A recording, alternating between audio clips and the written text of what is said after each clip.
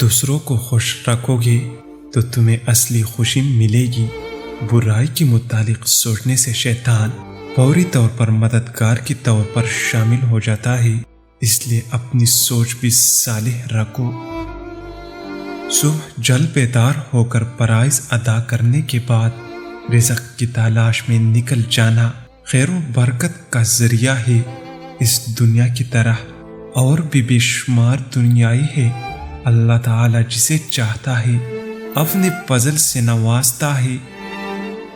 خریدار دکاندار پر اعتماد کرتا ہے، دکاندار کو چاہیے کہ اسے بے اعتماد نہ کرے۔ بیٹے اور بیٹی کو پیار کر بچوں میں بار بار یہ خواہش ابھرتی ہے کہ والدین ان کو پیار نہیں کرتے، ان کا حوصلہ بڑھاؤ۔ اس عمل سے ان کا دماغ بڑا ہوتا ہے۔ انسان کی بزرگی اور رتبے کی بلندی کرامات سے نہیں، عصمت اور کردار کی صفائی سے ہے۔ بچوں کو بہترین لباس پہنانا، عمدہ قسم کا کھانا کھلانا اور اعلیٰ تعلیم دلوانا والدین کی پہلی ذمہ داری ہے۔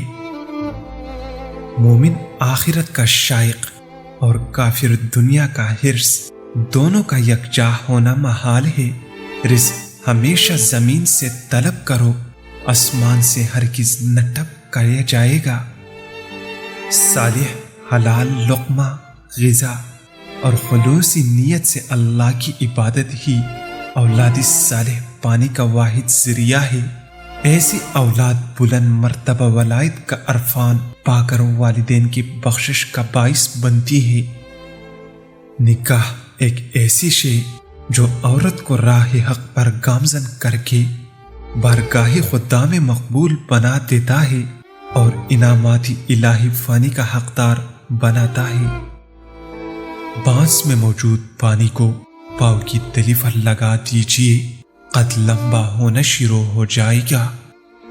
ارادے میں اگر یقین اور بھروسے کی روشنیاں بھر دی جائے تو ارادے پر عمل ہو جاتا ہے۔ جس نے اپنے نفس کی بے جا خواہشات کو سر پر چڑھایا وہ ہلاک ہوا۔